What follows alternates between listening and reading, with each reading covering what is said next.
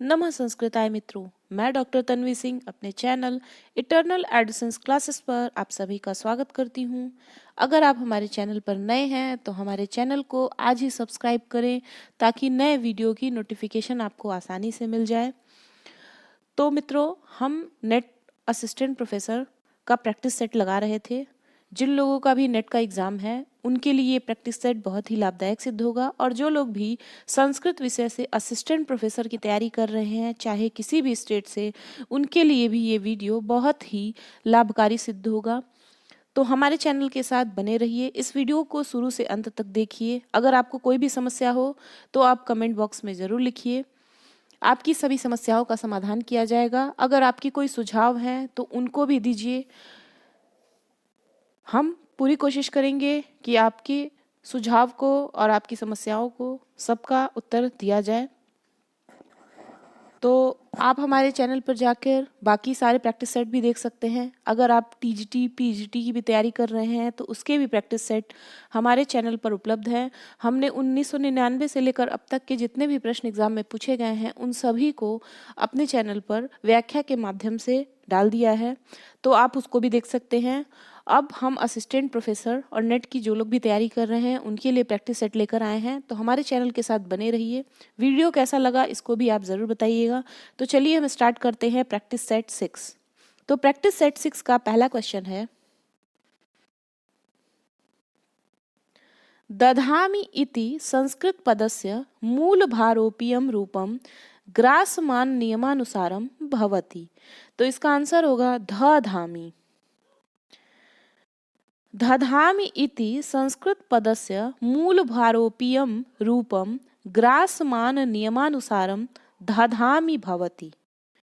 अर्थात ग्रासमान नियमानुसार दधामि संस्कृत पद का मूल भारोपीय भाषा में धामी क्या होगा, ध हो जाएगा, धामी होता है। संस्कृत ग्रीक आदि भाषाओं के जिन शब्दों में अब एक महाप्राण ध्वनि मिलती है उन शब्दों में मूल भारोपीय भाषा में दो महाप्राण ध्वनियां थीं। दधामी बभार आदि का मूल भारोपीय भाषा में दधामी और बभार का होगा भभार। मैं यहीं पे इसको भी क्लियर कर देती हूँ कि देखिए, दधामी का तो हो गया दधामी, और पूछ देता है ब भार, इसका क्या होगा, तो इसका होगा भ भार। ठीक है, तो इसको आप लोग देख लीजिएगा, इसको अपनी कॉपी में नोट कर लीजिएगा। चलिए अगला प्रश्न देखते हैं। अगला प्रश्न है, भू धातो लिट लकारे मध्यम पुरुष द्विवचने रूपम भव भविष्यति। तो इसका आंसर होगा ब भू वथु। भू धातु लिट लकार मध्यम पुरुष द्विवचन में ब भू वथु रूप होता है। तो आप लोग भू धातु लिट लकार का जितना भी रूप है उसको देख लीजिएगा, क्योंकि एग्जाम में बहुत आता है। अगला प्रश्न है, शब्द रूपाणी निर्णयानि नदी शब्दस्य षष्ठेक वचने रूपम भवति। तो इसका रूप होगा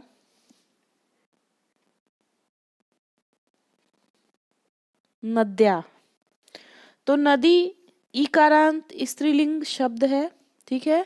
नदी शब्दस्य षष्ठेक वचने रूपम नद्या भवति। तो इसका आप लोगों को पता होगा रूप ऐसे चलता है, नदी नद्यो नद्यः नदीम नद्यो नदी नद्या नदीभ्याम नदीभिः नद्यै नदीभ्याम नदीभ्यः नद्याः नदीभ्याम नदीभ्यः नद्याः नद्यो नदीनाम नद्याम नद्यो नदीषु हे नदी हे नद्यो हे नद्य। तो इसको आप लोग देख लीजिएगा, ये सब रूप तो खुद से याद करनी चाहिए। अगला प्रश्न है, अर्य शब्द री में किस प्रत्यय के संयोग से बनता है, ये भी बहुत इंपॉर्टेंट है। तो इसका आंसर होगा यत। अर्य में री में यत प्रत्यय के संयोग से बनता है, ठीक है। री धन यत बराबर अर्य, अर्थात स्वामी या वैश्य, इन अर्थों में यत लगेगा। अगला प्रश्न है, प्रातिपदिकार्थ व्यतिरिक्तः स्वस्वामी भवादि संबंध शेषः तत्र विभक्तिर्भवति। तो इसका आंसर होगा षष्ठी। अर्थात प्रातिपदिकार्थ से व्यतिरिक्त स्व स्वामी भावादि संबंध शेष की विवक्षा में षष्ठी विभक्ति होती है, अपादान में पंचमी विभक्ति होती है, प्रातिपदिकार्थ लिंग परिमाण वचन मात्रे प्रथमा सूत्र से प्रथमा विभक्ति होती है। अगला प्रश्न है, हितान्न यह संसृणते स किम प्रभु, इसमें हितात पद में किस सूत्र से पंचमी विभक्ति है? तो इसमें वारणार्था नाम इप्सितः से। एक मिनट, ये थोड़ा गलत हो गया है।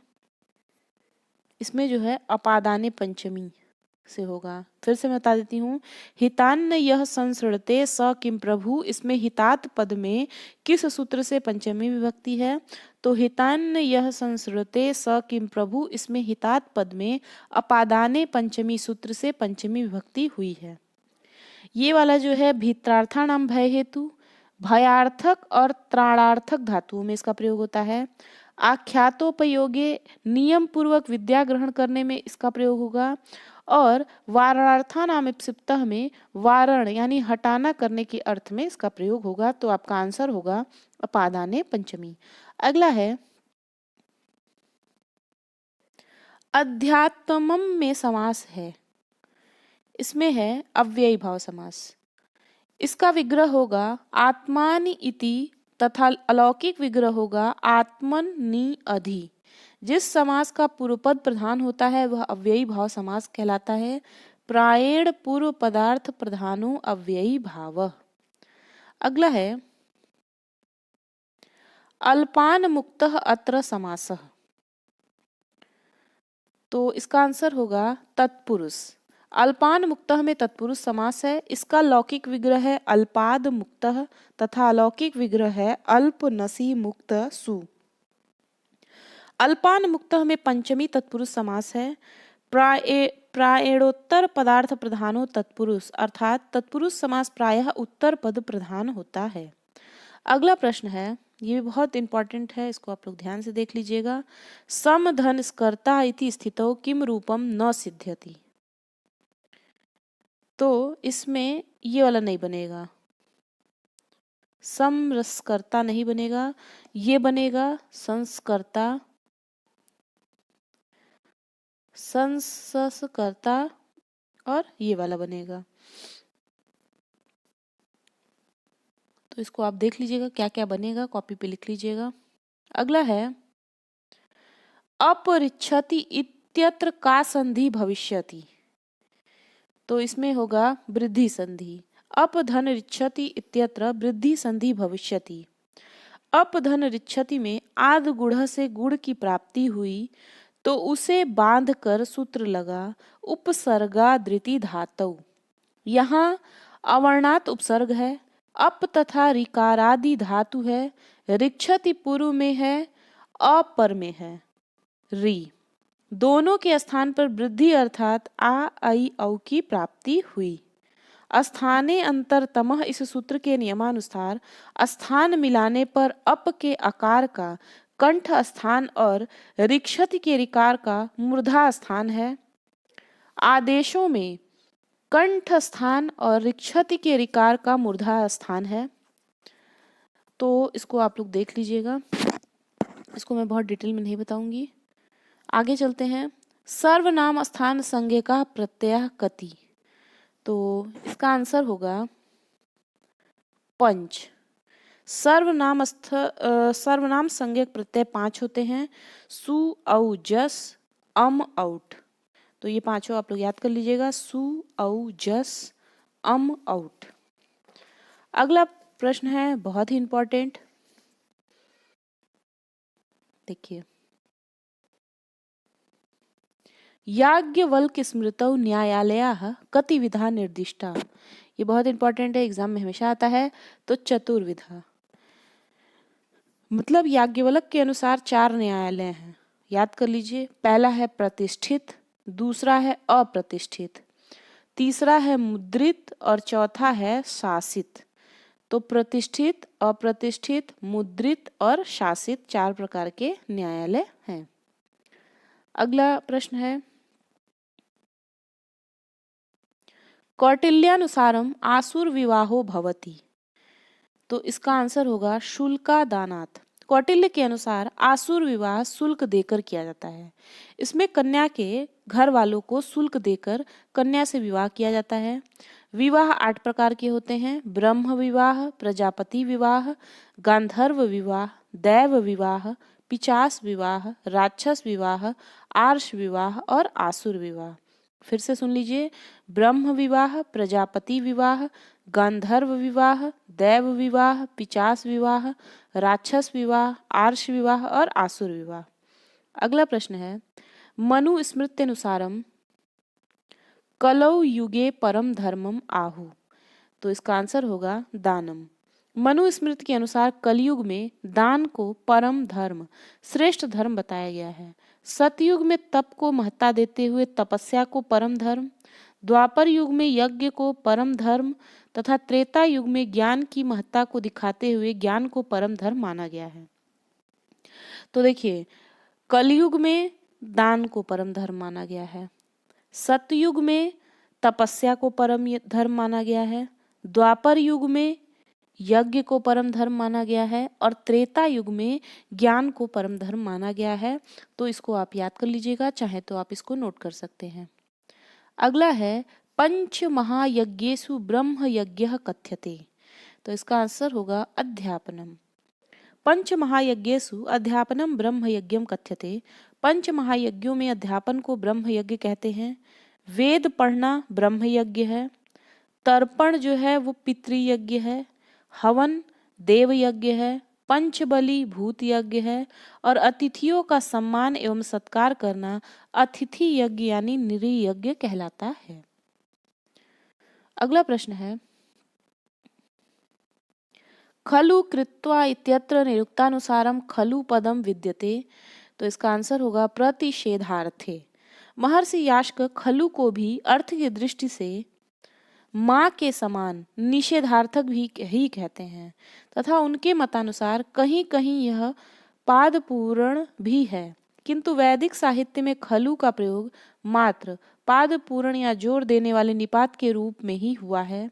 यथा खलु कृत्वा, खलु कृतम, खलु तद बभू इति। महावैयाकरण आचार्य पाणिनि ने भी खलु को निषेधार्थक ही माना है। अगला प्रश्न है, अशोकस्य सहबाज गढ़ी लेखः कस्या लिप्याम प्राप्यते। तो इसका आंसर होगा खरोष्ठी। अर्थात अशोक का सहबाज घड़ी अभिलेख खरोष्ठी लिपि में प्राप्त होता है। इसके अतिरिक्त मानसेहरा का अभिलेख भी खरोष्ठी लिपि में प्राप्त होता है। अशोक के अभिलेख ब्राह्मी, खरोष्ठी, आरमाइक तथा यूनानी लिपि में लिखे गए हैं। अगला प्रश्न है, निम्नांकितेषु समुचितम संबंधो वर्तते। तो इसमें किसमें समुचित संबंध है ये हमको देखना है। तो इसका आंसर होगा ये वाला। तो पहले हम देख लेते हैं कि कहाँ कहाँ सही है। देखिए, हर्षवर्धन से बांसखेड़ा ताम्र अभिलेख और रुद्र दामन गिरनार अभिलेख ये दोनों सही है। बाकी ये सब गलत है। पुलकेशिन द्वितीय मंदसौर अभिलेख गलत है। यशोधर्मण इलाहाबाद अभिलेख गलत है। ये सही है, आप सही वाले पे फोकस करिए, उसको याद कर लीजिए। हर्ष से बांसखेड़ा ताम्र अभिलेख और रुद्र दामन गिरनार अभिलेख। इसके बारे में बता देती हूँ। ये हर्ष से बांसखेड़ा ताम्र अभिलेख, हर्ष के अभिलेख शाहजहांपुर जिले में स्थित बांसखेड़ा नामक स्थान से मिला है। इस लेख में हर्षवर्धन के बारे में बताया गया है। यह लेख ब्राह्मी लिपि तथा संस्कृत भाषा में लिखा गया है। फिर जो ये वाला है रुद्रदामन गिरनार अभिलेख, रुद्रदामन का गिरनार शिलालेख पश्चिमी क्षत्रप नरेश रुद्रदामन द्वारा लिखवाया गया शिलालेख है। यह शिलालेख गिरनार पर्वतों पर है जो जूनागढ़ के निकट स्थित है। यह 130 से 150 ईस्वी के मध्य लिखा गया था। जूनागढ़ शिलाओं पर अशोक के 14 शिलालेखों तथा स्कंदगुप्त के शिलालेख भी हैं। रुद्रदामन का गिरनार शिलालेख स्थान जूनागढ़, प्राचीन नाम है गिरनार, विकृत होकर गिरनार जो है वो गुजरात हो गया और भाषा संस्कृत, लिपि ब्राह्मी, समय है 150 ईस्वी। अगला प्रश्न है, कस्मिन् शिलालेखे कालिदासस्य भारवे च नामोल्लेखः वर्तते। तो एहोल शिलालेखे। एहोल शिलालेख कर्नाटक के बीजापुर में स्थित बादामी के चालुक्य शासक पुलकेशिन द्वितीय का है। इसकी रचना जैन कवि रविकीर्ति ने की थी। इस अभिलेख में कालिदास और भारवी के नामों का भी उल्लेख है। उसमें लिखा हुआ है एना योजी च वेश्म स्थिर मर्था विधौ विवेकी जिन वेश्म स विजयताम रवि कीर्ति कविताश्रितः कालिदास भारवी कीर्ति। अब आगे चलते हैं। अगला प्रश्न है नाश्रांताय श्रीरस्तीति इति कस्य ब्राह्मणस्य वचनम अस्ति। तो ये जो है ऐतरेय ब्राह्मण का वचन है। अगला प्रश्न है सर्वाणि नामानि आख्यातजानि न भवन्ति इति कस्य मतम। तो ये जो है गार्गस्य का मत है। सर्वाणि नामानि आख्यात जातानि न भवन्ति इति गार्गस्य मतम अस्ति। अगला प्रश्न है शिव संकल्प सूक्त केन वेदेन संबद्ध अस्ति। तो ये जो है शुक्ल यजुर्वेद से संबद्ध है, अर्थात शिव संकल्प सूक्त शुक्ल यजुर्वेद से संबद्ध है। शुक्ल यजुर्वेद के 34वें अध्याय में शिव संकल्प सूक्त है। इसमें 6 मंत्र, ऋषि इसके याज्ञवल्क्य हैं, देवता मनस हैं और छंद जो है वो त्रिष्टुप है। अगला प्रश्न है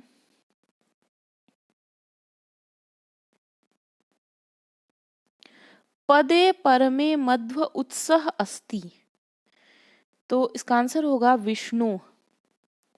पदे परमे मध्व उत्स विष्णु अस्ति। ऋग्वेद के अनुसार विष्णु के 3 पग मधुमय हैं। विष्णु मनुष्यों का वह मित्र है जो मधुरता का स्रोत है। अगला प्रश्न है लौकिक विषय से सर्वाधिक वर्णनम कस्मिन वेदे विद्यते। तो इसका आंसर है अथर्ववेदे। लौकिक विषय से सर्वाधिक वर्णनम अथर्ववेदे विद्यते।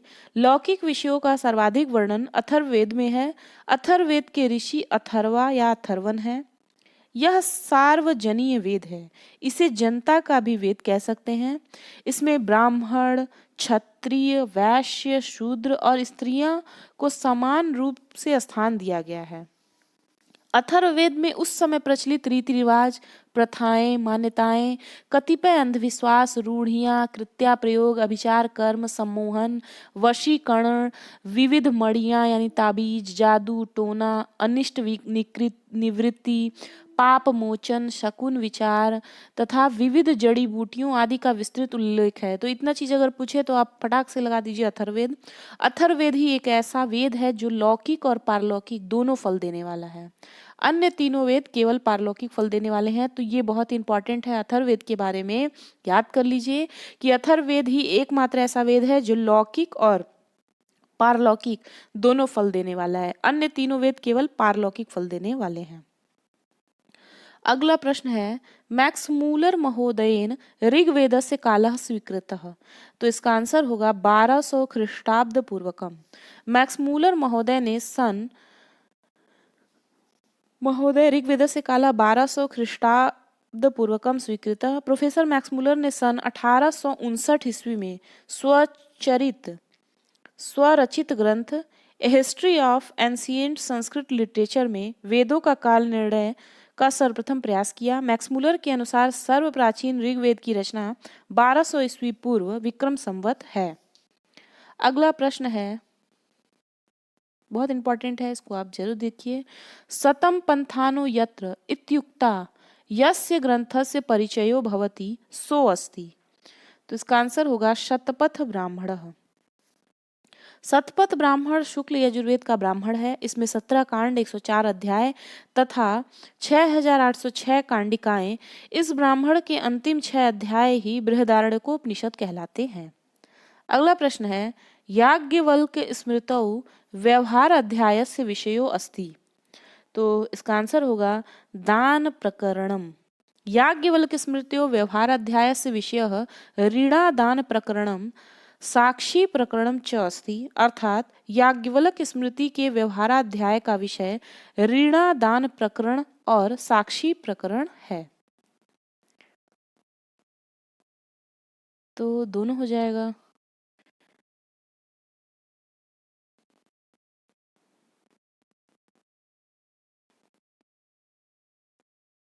एक मिनट।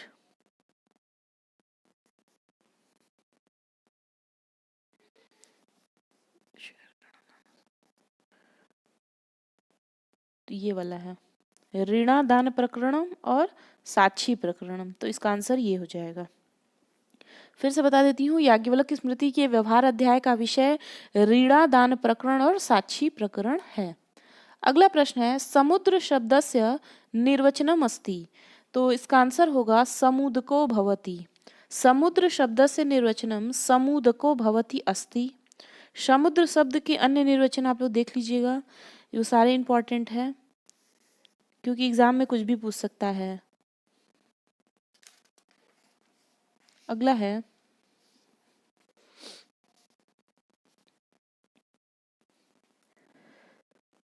मातृदेवो भव पितृदेवो भव आचार्य देवो भव इति कथनम वर्तते, तो ये है तैत्तिरीयोपनिषद का। मातृदेवो भव पितृदेवो भव आचार्य देवो भव, अर्थात माता पिता और आचार्य देव तुल्य होते हैं, यह कथन तैत्तिरीयोपनिषद में प्राप्त होते हैं। यहाँ पे मैं थोड़ा सा और कुछ बता देती हूँ कि तैत्तिरीय आरण्यक के ही 3 प्रपाठकों यानी 7, 8 और 9 को तैत्तिरीयोपनिषद कहा जाता है। प्रपाठकों के नामों को परिवर्तित कर दिया गया है। 7वें प्रपाठक संहितोपनिषद को शिक्षावल्ली, 8वें प्रपाठक वारुणी उपनिषद को ब्रह्मानंदवल्ली एवं 9वें प्रपाठक को भृगुवल्ली नाम दिया गया है। इसमें 3 प्रपाठकों के स्थान पर 3 वल्लियां हैं। तैत्तिरीय उपनिषद में शिक्षा के 6 अंगों का उल्लेख किया गया है। कौन कौन से हैं? वर्ण, स्वर, मात्रा, बल, साम, संतान। अगला प्रश्न है, दूरंगम ज्योतिषा ज्योतिरेकम इत्यादिकम कस्य वैशिष्ट्यम सूचयति, तो इसका आंसर होगा मनसः, अर्थात वह दिव्य ज्योतिमय शक्ति मन जो हमारे जागने की अवस्था में बहुत दूर चला जाता है और हमारी निद्रा अवस्था में हमारे पास आकर आत्मा में विलीन हो जाता है, वह प्रकाशमान स्रोत जो हमारी इंद्रियों को प्रकाशित करता है, मेरा वह मन शुभ संकल्प युक्त अर्थात सुंदर एवं पवित्र विचारों से युक्त हो। यह मंत्र शुक्ल यजुर्वेद के 34वें अध्याय के शिव संकल्प सूक्त किससे है? शिव संकल्प, ठीक है, तो ये शिव संकल्प का है। शिव संकल्प सुख संबंधित है। इसके देवता मनस हैं और ऋषि याज्ञवल्क हैं। इसमें मंत्रों की संख्या 6 है और ये त्रिष्टुप छंद में निबद्ध है। इसमें मंत्रों की संख्या पूछता है तो इसको याद करिएगा, 6 मंत्र हैं इसमें। अगला प्रश्न है, चंद्रमा जात रिक्त स्थान पूरयत, तो इसका आंसर होगा मनसः। चंद्रमा मनसो जातः चक्षो सूर्यो अजायत श्रोताद्वायुश्च प्राणश्च मुखादग्नि अजायत, अर्थात विराट पुरुष के मन से चंद्रमा, नेत्रों से सूर्य, कानों से वायु एवं प्राण तथा मुख से अग्नि का प्राकट्य हुआ है। यह श्लोक पुरुष सूक्त के 10वें मंडल का प्रमुख सूक्त है जिसमें एक विराट पुरुष की चर्चा हुई है। इसको वैदिक ईश्वर का स्वरूप मानते हैं। अगला प्रश्न है, पुरुष सूक्तम ऋग्वेदस्य कस्मिन् मंडले अस्ति, तो 10वें मंडले। पुरुष सूक्त ऋग्वेद के 10वें मंडल का एक प्रमुख सूक्त है जिसमें एक विराट पुरुष की चर्चा हुई है और उसके अंगों का वर्णन है। इसको वैदिक ईश्वर का स्वरूप मानते हैं। विभिन्न अंगों में चारों वर्णों मन, प्राण, नेत्र इत्यादि की बातें कही गई हैं। वेदों में पुरुष शब्द का अर्थ जीवात्मा तथा परमात्मा आया है। अगला प्रश्न है, अहम राष्ट्रीय संगमनी वसुना इति पंक्ति कस्मिन् सूक्ते अस्ति, तो इसका आंसर होगा वाची। अहम राष्ट्री संगमनी वसुना इति पंक्ति वाची सूक्ते अस्ति, अर्थात उपयुक्त वाक्य वाक सूक्त में है। इस वाक्य का तात्पर्य है मैं संपूर्ण विश्व की स्वामिनी हूँ, धनों को प्राप्त कराने वाली हूँ। यह सूक्त 10वें मंडल का 125वां सूक्त है, यानी 10-125 क्या है? वाक सूक्त। इसमें कुल 8 मंत्र हैं। इसके ऋषि वागाम्भृणी तथा देवता परमात्मा वाक हैं। दूसरे मंत्र में जगती और शेष मंत्र त्रिष्टुप छंदों में हैं। अगला प्रश्न है, कृष्ण यजुर्वेदस्य प्रधान संहिता का अस्ति। तो इसका आंसर है तैत्तिरीय संहिता। कृष्ण यजुर्वेदस्य प्रधान संहिता तैत्तिरीय संहिता है। इस संहिता का विशेष प्रचार महाराष्ट्र, आंध्र प्रदेश, दक्षिण भारत में है। आचार्य सायण ने सर्वप्रथम तैत्तिरीय संहिता का विस्तृत भाष्य किया था। भट्ट भास्कर मिश्र ने 11वीं शती में ज्ञान यज्ञ नामक भाष्य तैत्तिरीय संहिता के ऊपर लिखा। तैत्तिरीय संहिता का अंग्रेजी में अनुवाद डॉक्टर कीथ ने किया।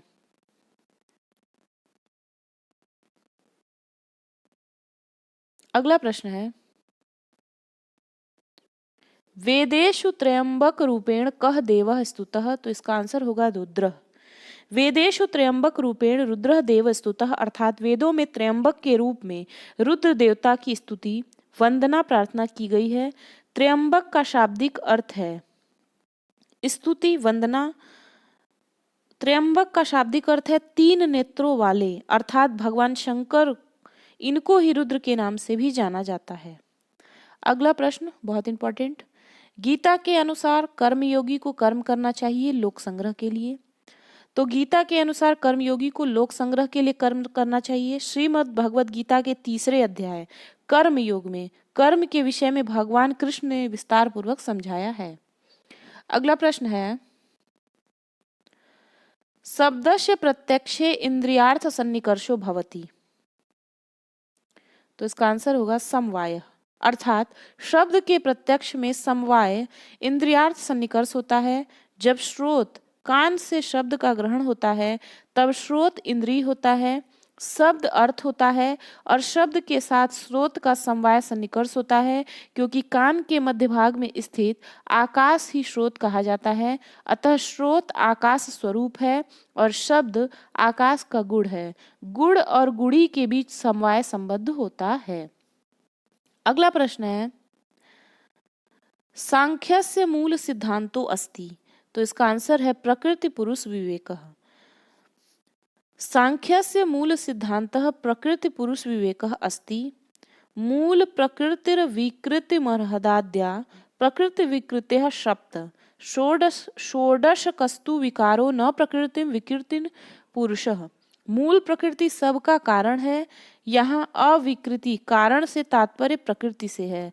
न प्रकृति विकृति पुरुष, पुरुष न कारण है और न कार्य ही। सांख्य दर्शन द्वैतवाद का समर्थक है। इसका मूल सिद्धांत प्रकृति पुरुष विवेक है। अगला प्रश्न है, तर्क भाषा के अनुसार शब्द का प्रत्यक्ष किस सन्निकर्ष से होता है। तो समवाय। तर्क भाषा में षड्विध सन्निकर्ष कहा गया है। ये षट सन्निकर्ष इस प्रकार हैं, पहला है संयोग, दूसरा है संयुक्त समवाय, तीसरा है संयुक्त समवेत समवाय, चौथा है समवाय, पांचवा है समवेत समवाय और छठवां है विशेषण विशेष्य भाव। तर्क भाषा के अनुसार शब्द का प्रत्यक्ष समवाय नामक सन्निकर्ष से होता है। अगला प्रश्न है, सांख्य मत में पुरुष है। तो सांख्य मत में पुरुष जो है वो भोक्ता है। सांख्य मत में पुरुष भोक्ता है। इसको निम्न कारिका के माध्यम से समझा जा सकता है।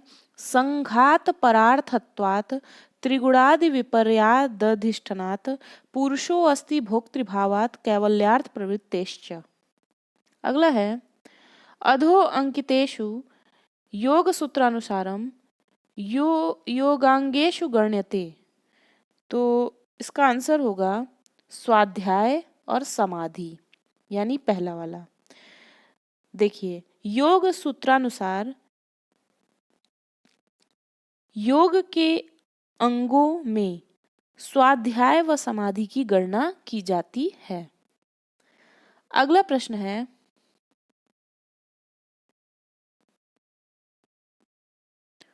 अनेकांतो विरुद्धश्चाप्य सिद्ध प्रतिपक्षितः कालात्ययापदिष्टश्च हेत्वाभासास्तु पंचधा इति कस्य दार्शनिकस्य कथनमस्ति। तो ये कथन जो है ये केशव मिश्रस्य का कथन है। उपयुक्त श्लोक केशव मिश्रस्य दार्शनिक का कथन है। इनके अनुसार हेत्वाभास 5 प्रकार के होते हैं। कौन कौन से? असिद्ध, विरुद्ध, अनैकांतिक, प्रकरण सम, कालात्ययापदिष्ट। अगला प्रश्न है, क्लेशा कति भवन्ति। तो क्लेशा जो है पंच है। पंच क्लेश अविद्या, अस्मिता, राग, द्वेषा, भीनिवेशा, पंच क्लेशा। यानी अविद्या, अस्मिता, राग, द्वेष, अभिनिवेश। तो ये 5 प्रकार के क्लेश हैं। अगला प्रश्न है, घट रूपस्य समवायी कारणम किम भवति। तो इसका आंसर होगा कपाल रूपम। घट रूपस्य असमवायी कारणम कपाल रूपम भवति। असमवायी कारण कारेण कारणेन वा सहैकस्मिन्नर्थे समे समवेतत्वे सति यत् कारणं तद् असमवायी कारणं, यथा तंतु संयोगः पटस्य। दूसरा है, तंतु रूपम पट रूपस्य कार्य अथवा कारण के साथ एक पदार्थ में संवेत होने पर जो कारण है वह असमवायी कारण है, यथा पट का तंतु संयोग तथा पट रूप का तंतु रूप असमवायी कारण है। अगला प्रश्न है, त्रिविधम प्रमाणमिष्टम इति कथनम प्राप्यते। तो इसका आंसर होगा सांख्य कारिकायाम। त्रिविधम प्रमाणमिष्टम इति कथनम सांख्य कारिकायाम प्राप्यते। तो ये वाला श्लोक जो है, दृष्टमनुमानमाप्त वचनम च सर्व प्रमाण सिद्धत्वात् त्रिविधम प्रमाणमिष्टम प्रमेय सिद्धि प्रमाणाद्धि। अगला प्रश्न है,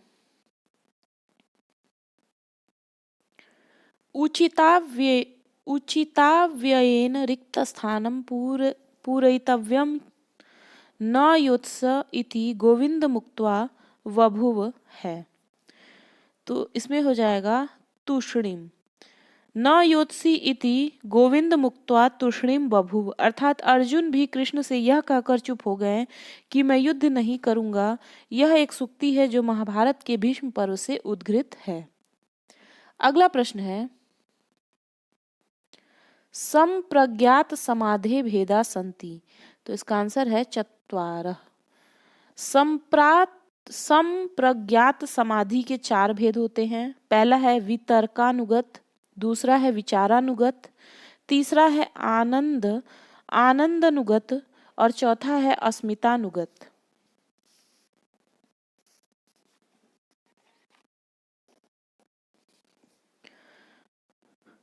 अगला प्रश्न है, यथार्थानुभवः भवति।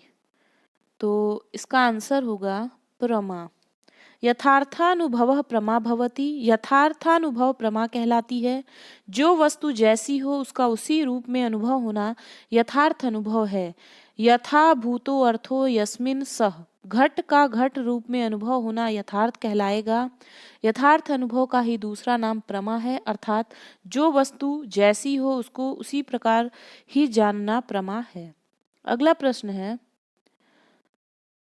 अनुमान प्रकरणे हेत्वाभासा कति विधा भवन्ति असिद्ध विरुद्धा द्विक्रमेण। तो इसका आंसर होगा पंचविधा। अनुमान प्रकरण में हेत्वाभास 5 प्रकार का होता है। इसकी संख्या 5 है। असिद्ध हेत्वाभास, विरुद्ध हेत्वाभास, अनैकांतिक हेत्वाभास, प्रकरण सम हेत्वाभास और कालात्ययापदिष्ट या बाधित विषय। अगला प्रश्न है, पातंजल योग सूत्रे ईश्वरः कथितः क्लेशै अपरामृष्टः। पातंजल योग सूत्र में ईश्वर को क्लेशों से और परामर्श से रहित कहा गया है। पतंजलि योग सूत्र में ईश्वर का लक्षण बताया गया है।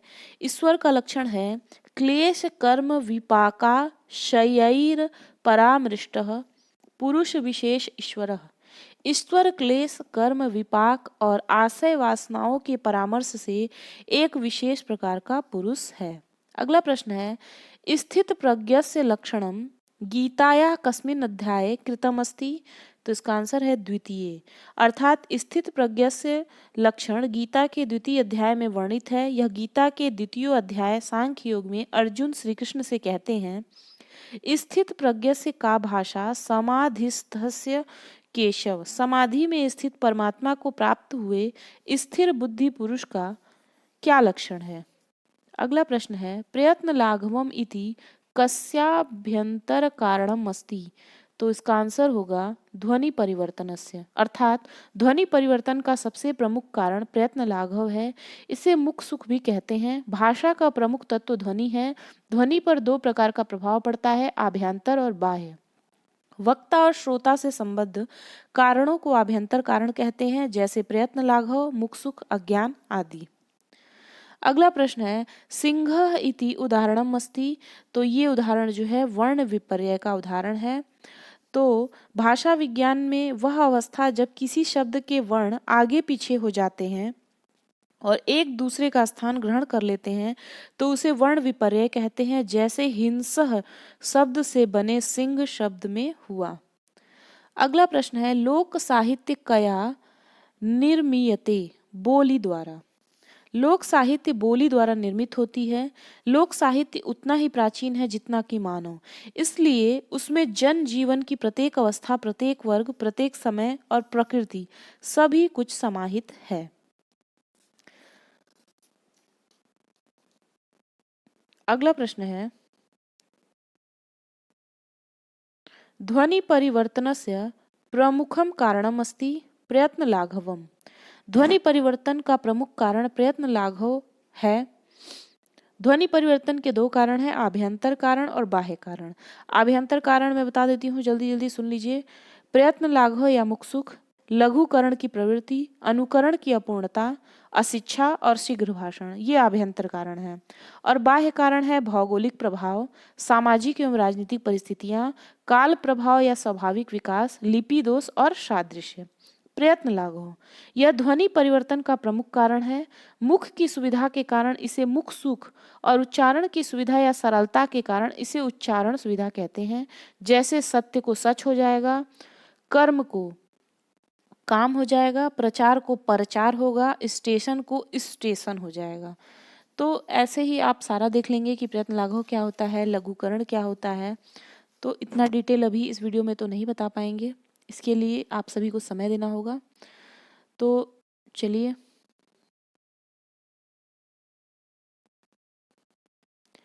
अयोगात्मक भाषायाः उत्तमोदाहरणम् अस्ति। तो इसका उदाहरण है चीनी भाषा, अर्थात आकृति मूलक वर्गीकरण के आधार पर विश्व की भाषाओं को कुल 4 वर्गों में विभाजित किया जाता है। अयोगात्मक भाषा, दूसरा है अश्लिष्ट या प्रत्यय प्रधान भाषा, तीसरा है श्लिष्ट या विभक्ति प्रधान भाषाएं और चौथा है प्रश्लिष्ट या समास प्रधान भाषाएं। अतः अयोगात्मक भाषा की प्रमुख भाषा चीनी भाषा है।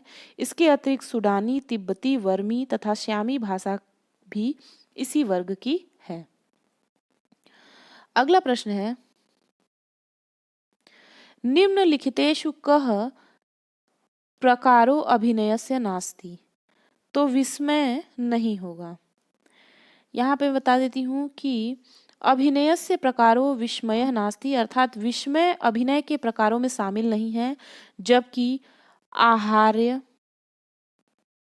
आंगिक, सात्विक, वाचिक ये अभिनय के प्रकार हैं। अगला प्रश्न है अभंग श्लेष को अर्थालंकारों में परिगणित करने वाले आचार्य हैं रुय्यक।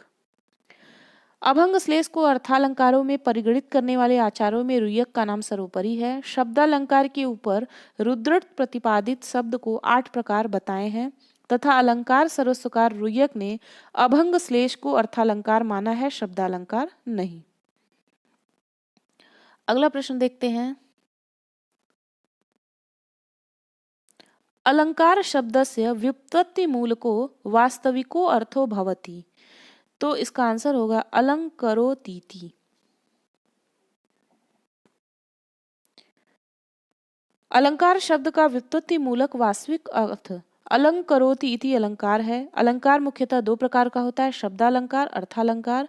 फिर शब्द एवं अर्थालंकारों के कई भेद हो जाते हैं। अगला प्रश्न है, काव्य शास्त्रे षड्विध वक्रता केन स्वीकृता। तो इसका आंसर है कुंतकेन। काव्य शास्त्र में आचार्य कुंतक ने काव्य शास्त्र में वक्रोक्ति के 6 भेद माने हैं। पहला है वर्ण विन्यास वक्रता, दूसरा है पद पूर्वार्ध वक्रता, तीसरा है पद परार्ध वक्रता, चौथा है वाक्य वक्रता, पांचवा है प्रकरण वक्रता और छठवां है प्रबंध वक्रता। अगला प्रश्न है, सुकुमारो विचित्रश्च मध्यमश्चो भयात्मकः इति केन उक्तम। तो इसका आंसर है कुंतकेन। वक्रोक्ति के संबंध में आचार्य कुंतक ने सुकुमार, विचित्र, मध्यम इन तीनों मार्गों को उभयात्मक कहा है। कुंतक अलंकार शास्त्री आचार्य थे, यह अभिधावादी आचार्य थे। ये अभिधा को सर्वातिशयनी सत्ता स्वीकार करने वाले आचार्य हैं। ये आचार्य वक्रोक्ति को काव्य का जीवन प्राण मानते हैं। इन्होंने वक्रोक्ति को ही काव्य की आत्मा कहा है। वक्रोक्ति का अर्थ इन्होंने दिया है वैदग्ध्य भंगी भड़ीति, सर्वसाधारण द्वारा प्रयुक्त वाक्य से विलक्षण कथन प्रकार। वक्रोक्तिरेव वैदग्ध्य भंगी भड़ीति रुच्यते। वक्रोक्ति जीवित में, ऐसा उन्होंने कहा है। अगला प्रश्न है, कुंता प्रविशन्ति इत्यत्र का लक्षणा। तो इसका आंसर होगा उपादान लक्षणा। कुंता प्रविशन्ति इत्यत्र उपादान लक्षणा उदाहरण, मतलब कुंता प्रविशन्ति यह उपादान लक्षण का उदाहरण है। अगला प्रश्न है, सशंख चक्रो हरि इत्यत्र अनेकार्थकः हरि शब्दः कस्मात् कारणात् अच्युते अर्थे नियंत्रितो भवति। तो इसका आंसर होगा संयोगात्। अर्थात शंख चक्र सहित हरि, यहाँ पर संयोग से, तथा अशंख चक्रो हरि अर्थात शंख चक्र से रहित हरि, यहाँ पर विप्रयोग से हरि शब्द अच्युत में नियंत्रित होता है। उपयुक्त दोनों उदाहरण एकार्थ नियामक हेतु के उदाहरण हैं। अगला प्रश्न है, अभिधा मूल के ध्वनौ वाच्यस्य स्वरूपम कीदृशम भवति विवक्षितम। अर्थात जहाँ वाच्य अर्थ विवक्षित होने पर भी अन्य पर वाच्य होता है, वह ध्वनि काव्य का अभिधा मूल ध्वनि विवक्षितान्य परवाच्य नामक दूसरा भेद होता है। अगला प्रश्न है, नल चंपू कस्य रचना विद्यते त्रिविक्रम भट्टस्य। तो नल चंपू जो है वो त्रिविक्रम भट्ट की रचना है। ये 7 उच्छ्वासों में विभक्त है। इसमें नल और दमयंती की प्रसिद्ध प्रणय कथा वर्णित है। ग्रंथ अधूरा है, अतः इसमें देवों का संवाद लेकर नल का दमयंती के प्रसाद में पहुँचने तथा दोनों का साक्षात्कार एवं परस्पर आसक्त होने तक की कथा वर्णित है। अगला प्रश्न है, हर्षवर्धनस्य रचना नास्ति। तो इसमें नैषधीय चरितम जो है हर्षवर्धन की रचना नहीं है। हर्षवर्धन की 3 रचनाएं प्राप्त होती हैं, प्रियदर्शिका, रत्नावली और नागानंद, जबकि नैषधीय चरितम महाकवि श्रीहर्ष का प्रसिद्ध महाकाव्य है। इसमें 22 सर्ग है। अगला प्रश्न है, नैषधीय चरित महाकाव्य से प्रथम सर्गे विद्यमाने अहो अहो भीर महिमा हिमागमे इति पद्यांश अलंकारो अस्ति। तो इसमें यमक अलंकार है। नैषधीय चरितम के प्रथम सर्ग में विद्यमान अहो अहो भीर महिमा हिमागमे इस पद्यांश में यमक अलंकार है। नैषधीय चरितम बताया मैंने श्रीहर्ष की रचना है। इसमें कुल 22 सर्ग हैं। अगला है, अंतःकरण तत्वस्य दंपत्यो स्नेह संश्रयात आनंद ग्रंथि रेको अयमपत्यमिति पठ्यते। यहाँ अपत्यम शब्द का अर्थ है संतान। यह श्लोक भवभूति के उत्तरामचरितम नाटक के तृतीय अंक से लिया गया है, जो भवभूति के उत्कृष्टतम श्लोकों में से एक है और उनकी अपत्य संतान विषयक उच्च तथा पवित्र भावना का अभिव्यंजक है।